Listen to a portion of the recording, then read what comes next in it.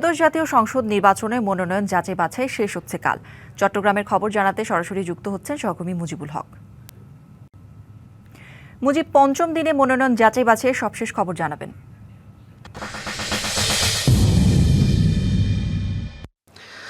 কৌরি, চট্টগ্রামে সংসদীয় আসনের সংখ্যা 16টি। এর মধ্যে এই 16টি আসনে 3 জন রিটার্নিং কর্মকর্তা দায়িত্ব পালন করছেন। এর মধ্যে 10টি আসনে চট্টগ্রামের জেলা প্রশাসক রিটার্নিং কর্মকর্তা, 5টি আসনে চট্টগ্রামের যিনি বিভাগীয় কমিশনার আছেন এবং 1টি আসনে চট্টগ্রামের আঞ্চলিক নির্বাচন কর্মকর্তা দায়িত্ব পালন করছেন। আমরা দেখেছি যে গতকাল এবং আজকে চট্টগ্রামে যে সমস্ত আসনগুলো রয়েছে সেই আসনগুলোর যে সমস্ত মনোনয়নপত্রগুলো পড়েছে, বিএনপি, জামায়াত, এনসিপি, জাতীয় পার্টি, এমনকি স্বতন্ত্র যে সমস্ত প্রার্থীরা আছেন তাদের যে মনোনয়নপত্রগুলো আছে সেই মনোনয়নপত্রগুলো যাচাই বাছাইয়ের কাজ চলছে। আমরা আজকে রয়েছি সরাসরি চট্টগ্রাম বিভাগীয় কমিশনার কার্যালয় এবং আমাদের সঙ্গে আছেন চট্টগ্রামের যিনি বিভাগীয় কমিশনার এবং তিনি 5টি আসনের রিটার্নিং কর্মকর্তা হিসেবে দায়িত্ব পালন করছেন। আমরা সরাসরি একটু তার সাথে কথা বলতে চাই।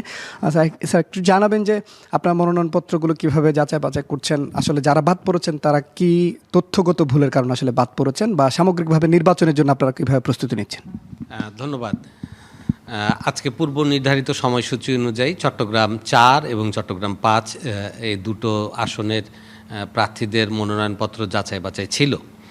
তো এই মনোনয়নপত্র যাচাই বাছাইয়ের ক্ষেত্রে আমরা গণপ্রজাতন্ত্রী বাংলাদেশ সরকারের সংবিধানের যে 66 অনুচ্ছেদ এবং আমাদের আরপিও গণপ্রতিনিধিত্ব অধ্যাদেশের 12 এবং 13 অনুচ্ছেদের যে শর্তাবলী বর্ণিত রয়েছে সেই শর্তাবলীর আলোকে আসলে আমরা এই মনোনয়নপত্রগুলো যাচাই বাছাই করেছি। এখানে মূলত আমরা যে সমস্যাগুলো দেখতে পেয়েছি, যাদের মনোনয়নপত্র আসলে চূড়ান্তভাবে বিবেচিত হয়নি তাদের ক্ষেত্রে স্বতন্ত্র প্রার্থীর সংখ্যাটাই আসলে একটু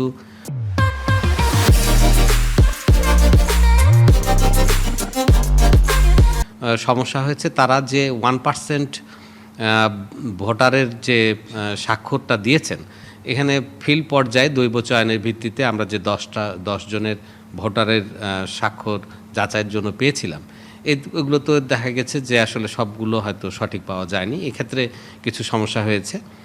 আর এছাড়া হলফনামায় স্বাক্ষর সম্পর্কিত কিছু বিষয় থাকে।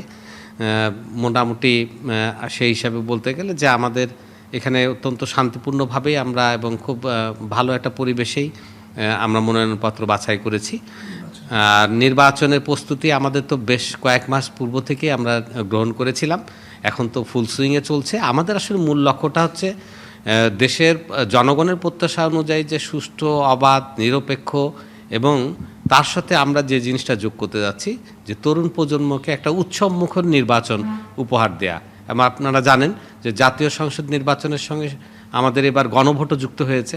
ফলে গণভোটের বিষয়টি মানুষের সামনে তুলে ধরা এবং বিষয়টাকে আনন্দমুখর করা এবং সকলের অংশগ্রহণটাকে বৃদ্ধি করার জন্য যে পদক্ষেপগুলো নেওয়া দরকার, আমরা কিন্তু একেবারে প্রত্যন্ত অঞ্চল পর্যন্ত সে পদক্ষেপগুলো নিচ্ছি, যেন সবাই উৎসবমুখর পরিবেশে আমাদের এই নির্বাচনে অংশগ্রহণ করে এবং আমরা জাতিকে একটা সুন্দর নির্বাচন উপহার দেওয়ার জন্য প্রতিজ্ঞাবদ্ধ। আমরা আসলে এখন পর্যন্ত কোনো আশঙ্কা বোধ করছি না।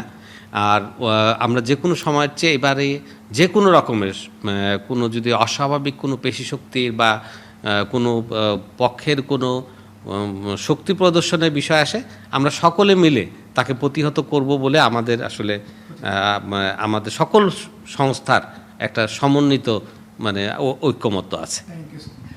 ধন্যবাদ। আমরা কথা বলছিলাম চট্টগ্রামের যিনি বিভাগীয় কমিশনার আছে তার সাথে। পাশাপাশি তিনি বলছেন যে একটি অবাধ, সুষ্ঠু এবং গ্রহণযোগ্য নির্বাচনে উপহার দেওয়ার জন্য তারা আসলে সমস্ত যে নির্বাচনী যে সমস্ত এই যে কার্যক্রমের সাথে জড়িত যারা রয়েছে তাদেরকে সাথে নিয়ে তারা একটি অবাধ, সুষ্ঠু এবং গ্রহণযোগ্য নির্বাচন উপহার দেওয়ার জন্য তারা প্রস্তুত রয়েছেন এবং আগামীকালকে কিন্তু যে বাকি আসনগুলো রয়েছে সেই আসনগুলোতে মনোনয়নপত্র যে যাচাই বাছাইয়ের কাজ সেটির মধ্য দিয়ে কিন্তু চট্টগ্রামে আনুষ্ঠানিকভাবে যে মনোনয়নপত্র যাচাই বাছাই যে কাজ সেটি শেষ হবে। এই ছিল চট্টগ্রাম থেকে খবরাখবর। মুজিব, ধন্যবাদ আপনাকে।